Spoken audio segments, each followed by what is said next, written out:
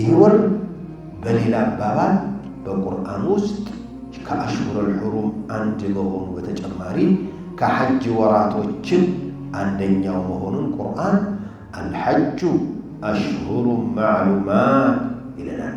ይህንም አንደኛ ያክስታቸው ልጅ ናት።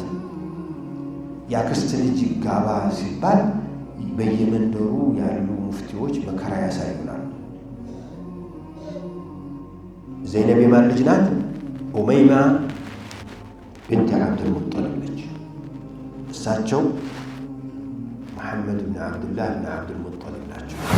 ማ ካነ ሊሙእሚኒን ወላ ሙእሚነትን ኢዛ ቀደ አላሁ ወረሱሉሁ አምራ አን የኩነ ለሁሙል ኺየረቱ ሚን አምሪሂም። ለወንድ አማኝ ለሴት አማኝ አላህና መልእክተኛው የሆነ ጉዳይ ከወሰኑ በኋላ ምንም አይነት ምርጫ ሊኖራቸው አይችልም የሚል ግልጽ ስም መጥራት ነው የቀረው ይሉናል ዑለማዎቻችን። አልመህዲ ተርቢያ ማዕከል የእውቀት ማዕድ። አልሐምዱሊላህ ረቢል ዓለሚን ወሑስኑል ዓቂበቲ ሊልሙተቂን ወላ ዑድዋነ ኢላ ዐለል ዛሊሚን والصلاة والسلام على أشرف الأنبياء وصفوة المرسلين سيدنا محمد وآله الطيبين وصحابته الغر الميامين ومن تبعهم بإحسان إلى يوم الدين.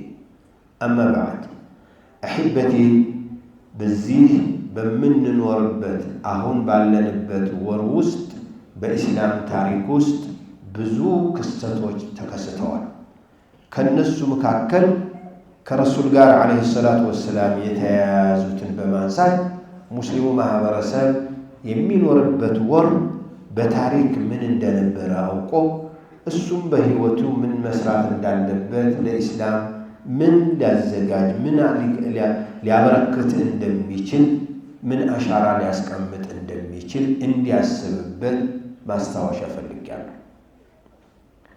ነቢያችን አለይሂ ሰላቱ ወሰላም የዚህን ወር ትልቅነት በተግባር ነው የገለጹልን።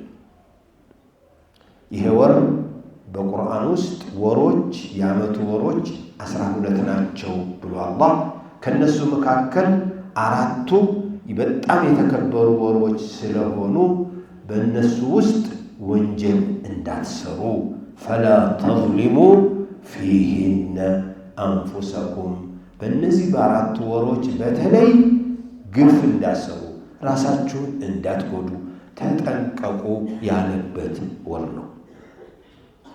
ይህ ወር በሌላ አባባል በቁርአን ውስጥ ከአሽሁረል ሑሩም አንድ መሆኑ በተጨማሪ ከሐጅ ወራቶችም አንደኛው መሆኑን ቁርአን አልሐጁ አሽሁሩም ማዕሉማት ይለናል።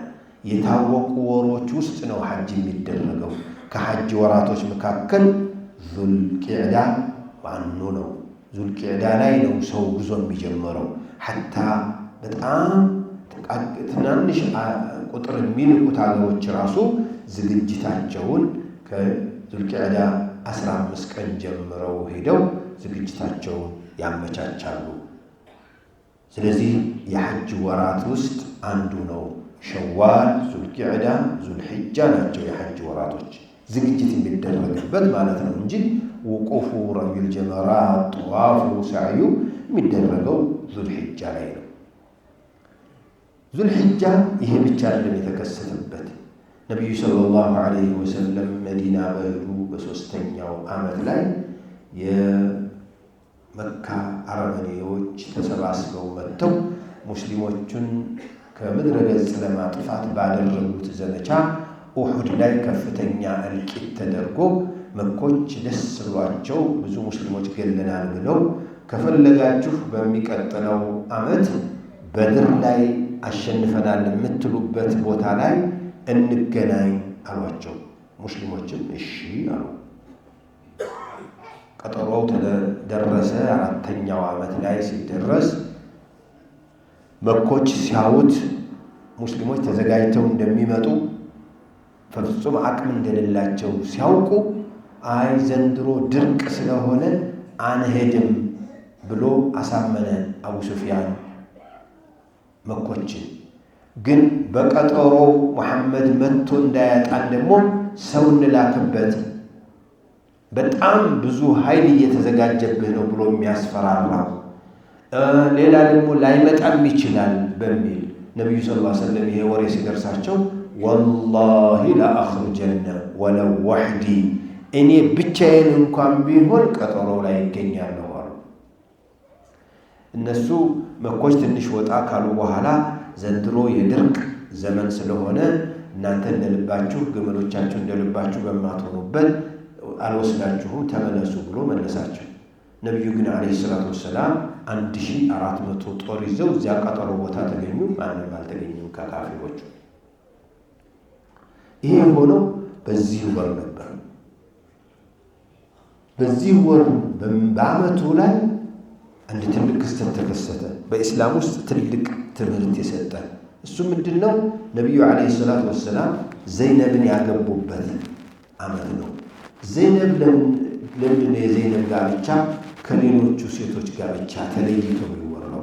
ዘይነብ አንደኛ ያክስታቸው ልጅ ናት። ያክስት ልጅ ጋባ ሲባል በየመንደሩ ያሉ ሙፍቲዎች መከራ ያሳዩናል። ዘይነብ የማን ልጅ ናት? ኡመይማ ቢንት አብዱል ሙጠሊብ ነች። እሳቸው መሐመድ ብን አብዱላህ ብን አብዱል ሙጠሊብ ናቸው።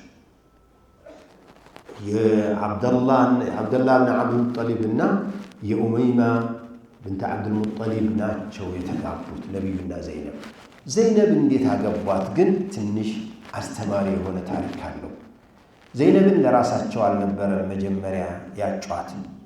ዘይድ ብኑ ሐሪሳ የሚባል በጃሂልያ ጊዜ ጀምሮ ባሪያቸው ሆኖ ነፃ አውጥተውት እንዲያውም እንደ ልጃቸው ዘይድ ብኑ ሙሐመድ እየተባለ ይጠራ የነበረ አንድ ታላቅ ሷሐቢ ነበር። ይህ ሷሐቢ የባርነት ባህሪ ዘር ስላለው ምንም ይሁን ምን መናቁ አይቀርም በሚል ከቁረይሾች ጋር ላጋባው ብለው ከራሳቸው ዘመዶች ያክስታቸውን የአባታቸውን እህት ልጅ ሊያጮሁ ነብዩ ሰለላሁ ዐለይሂ ወሰለም። መጀመሪያ ቤተሰቡ ነብዩ ሲመጡ ፈልገናት ነው ዘይነብን ሲሉ ለራሳቸው መስሏቸው ሽር ጉድ አሉ ቤተሰቦች።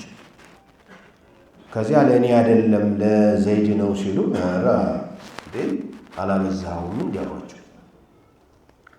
ይህ ሰውዬ ፍየሎች ጋር ግመሎች ጋር ወጥቶ ገበያ ላይ ሲሸጥ የነበረ ዋጋው ስንት ነው ሲባል የነበረ ሰውዬ ይቺ ልጅ እስላምን ብትቀበልስ እንዴት እናዋርዳታለን ብለው ቤተሰቡ በተለይ ወንድሟና እሷ በጣም ተበሳጩ። ነብዩ ሰለላሁ ዐለይሂ ወሰለም ካልሆናችሁ እኮ ይቀራል ምን ችግር አለ ብለው ተመለሱ። ቁርአን ወረደ። ما كان لمؤمن ولا مؤمنة إذا قضى الله ورسوله أمرا أن يكون لهم الخيرة من أمرهم.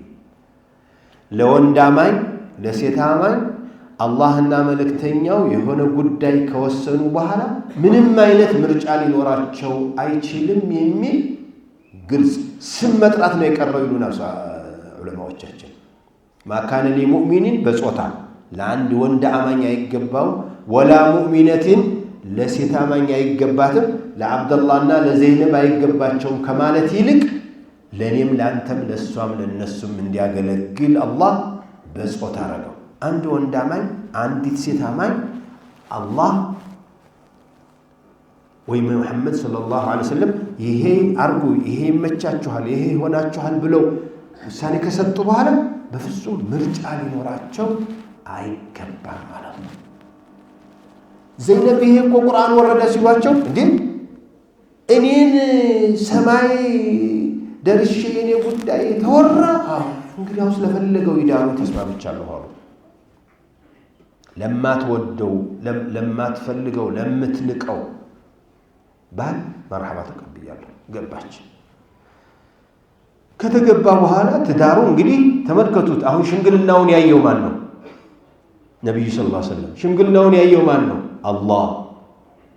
አላህ ጣልቃ ገብቶ እሺ በይ ተብላ የገባችበትን ትዳር ባልየው ከትንሽ ቀን በኋላ አይ በቃኝ አላቸው። ያ ረሱላህ በቃኝ። አረ አምሲክ عليك زوجك واتق الله አንተ ይሄ ሁሉ መከራ የታየበትን ትዳር እንዴት ታፈርሳለህ?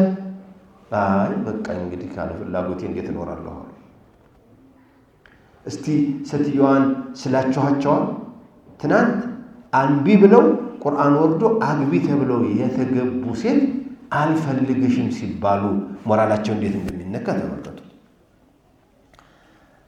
ለካን አላህ ሌላ መልእክት አለው በዚህ ጋብቻ ዙሪያ። ከዚያ ኢዳዋን ጨረሰች። አላህ ምን አለ? ፈለማ ቀضى ዘይድ منها ወطرا ዘይድ ጉዳዩን ሲጨርስ ዘይድ ፍላጎቱን ከሷ ሲጨርስ ዘወጅናካሃ ድሬሃለሁ እሷን አላቸው። በትዳር ሞራሏ የተነካች ሴት ካሳዋ በምንድን ነው? በዚያው በትዳር እንዲህ ያለ ትዳር አመጣና ነብዩ ሰለላሁ ዐለይሂ ወሰለም አግባ ተባሉ። ያክስት ልጅ ማግባት በግልጽ በነብዩ የተተገበረ በግልጽ በቁርአን የግልጽ የተወራ ትዳር ነው። ያክስት ልጅ አጎት ልጅ ማግባት ክልክል ነው ያላችሁ ባካችሁ ሰባት ቤት እያላችሁ ማን ነው ይሄን ሰባት ቤት ያመጣልን? ነብዩ ሰለላሁ ዐለይሂ ወሰለም ዘይነብን አገቡ። ዘይነብን ሲያገቡ ሁለት መልእክት ነበራቸው። አንደኛ ይሄ ዘመድ የምንለው ይሄው አሁን ድረስ ያለቀቀን ጃሂልያ አፈራረሱት። ሁለተኛው የጉዲፈቻ ልጅ አይደለም፣ የልጅ ሚስት ወሐላኢሉ አብናኢኩም ሐራም ነው ብሎናል ቁርአን። የልጆቻችሁ ሚስቶች ሐራም ናቸው ብሎናል። ዘይድ ብኑ መሐመድ ብለው በጉዲፈቻ የመጣውን ልጅ ቢሉትም ልጅ አይደለም። ቁርአን በሌላ ጊዜማ ነገር ኡድዑሁም ሊአባኢሂም አባቶቻቸው የወለዷቸው አባቶች እንጂ ያሳደጓቸው ነፃ ያወጧቸው አይደሉም ማለት። ይሄ ክስተት የተከሰተው 6ኛው ዓመት ላይ ነበር። 7ኛው ዓመት ላይ በዚሁ ዓመት 3 ቀን ታወጣለህ ተባሉ። 3 ቀን መተው ቀዷቸውን አድርገው ተመለሱ። 8ኛው ዓመት መካን ተቆጣጥረው ነብዩ ሰለላሁ ዐለይሂ ወሰለም ጣኢፍንም አጽድተው ተመልሰው ከጀዕራና እዚያው ጣኢፍና መካ መካከል ባለው ቦታ ላይ ኢህራም አድርገው ዑምራ ያደረጉትን በዚህ ወር ነበር። በዙልቂዕዳ ወሮች እንዲያው ፉቃሃዎቹ ምን ይላሉ? የነብዩ ሰለላሁ ዐለይሂ ወሰለም 4 ዑምራ ነው ያደረጉት በህይወታቸው። 3ቱ በዙልቂዕዳ ነው የተደረጉት። አንዷ በዙልሂጃ ከሐጅ ጋር ነው ያደረጉት። ስለዚህ ዙልቂዕዳ ላይ ዑምራ በተከልክሏል። ካሁኑ ካለው ከጸጥታው ከግፊው ከሐጅ ዝግጅት አኳያ ተብሎ ነው እንጂ ሙስሊሙ ቢችል በዙልቂዕዳ ዑምራ ሊያደርግ የተመረጠ መሆኑንም ያመለክታል ይሉናል። صلوا وسلموا على الهادي البشير والسراج المنير كما أمركم بذلك اللطيف الخبير حيث يقول إن الله وملائكته يصلون على النبي يا أيها الذين آمنوا صلوا عليه وسلموا تسليما اللهم صل على محمد وآل محمد كما صليت على إبراهيم وآل إبراهيم وبارك على محمد وآل محمد كما باركت على إبراهيم وآل إبراهيم في العالمين إنك حميد مجيد وارض اللهم عن الخلفاء الراشدين وعن أصحاب رسول الله أجمعين وعنا معهم بعفوك وكرمك يا أكرم الأكرمين ويا أرحم الراحمين اللهم انصر الإسلام والمسلمين اللهم أعز الإسلام والمسلمين واحمي حوزة الدين ربنا إننا ظلمنا أنفسنا وإن لم تغفر لنا وترحمنا لنكونن من الخاسرين ربنا آتنا ما وعدتنا على رسلك ولا تخزنا يوم القيامة إنك لا تخلف الميعاد ربنا آتنا في الدنيا حسنة وفي الآخرة حسنة وقنا عذاب النار سبحان ربك رب العزة عما يصفون وسلام على المرسلين والحمد لله رب العالمين አልመህዲ ተርቢያ ማዕከል የእውቀት ማዕድ